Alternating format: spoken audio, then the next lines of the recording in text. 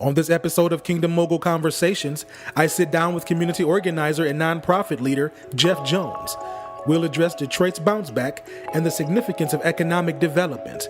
This and more on Kingdom Mogul Conversations.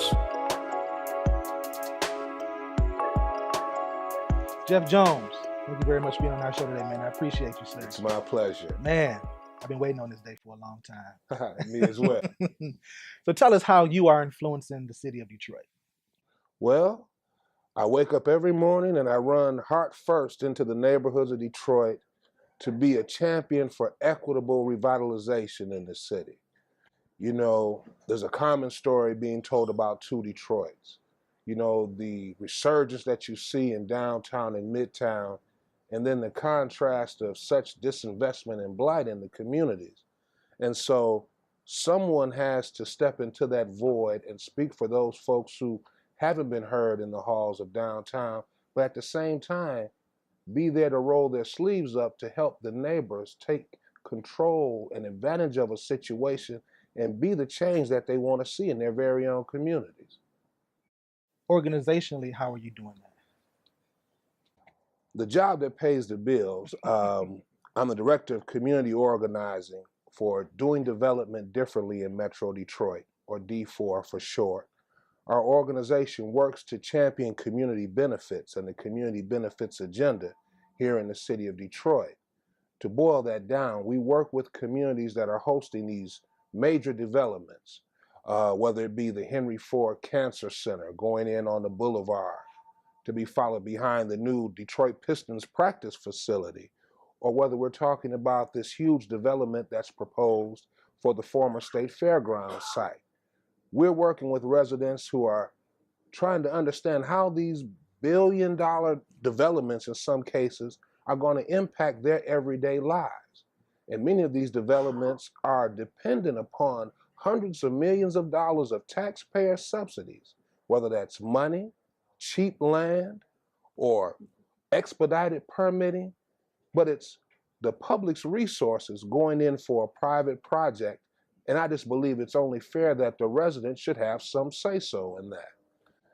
On a more personal level, I'm the co-founder, along with my lovely wife, of a social enterprise we call Bounce Back Detroit.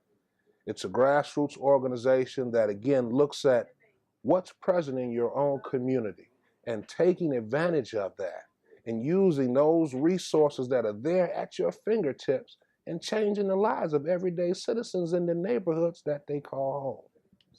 You spent a lot of time in the communities, as you just versed here, in urban planning and public administration. So why is this work so important to you?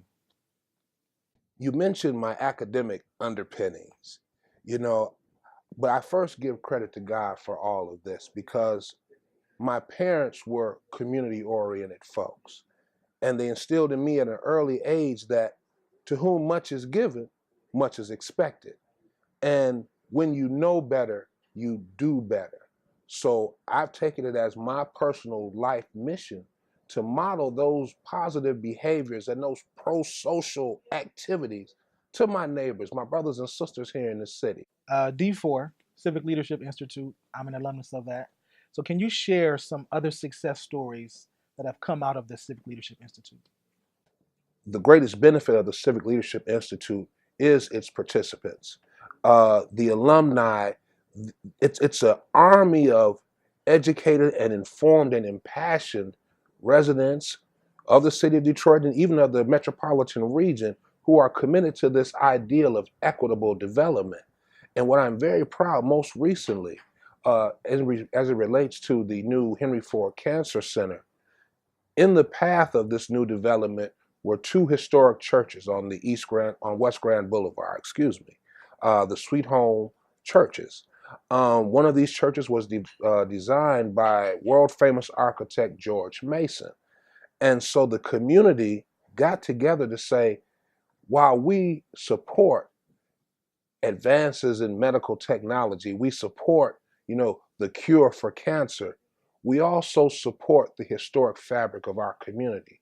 So these residents, joined by the alumni from the Civic Leadership Institute, reached out and petitioned city council members, They reached out and contacted their state legislators and were able to provide enough influence where the city council stepped in and signed an agreement with Henry Ford Hospital to historically preserve the facade of the George Mason Church, and instead of demolishing the churches outright, deconstructed those churches in a most respectful manner.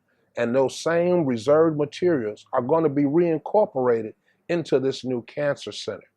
So it's a shining example of that. Community doesn't have to be opposed to development, nor does development have to run roughshod over community.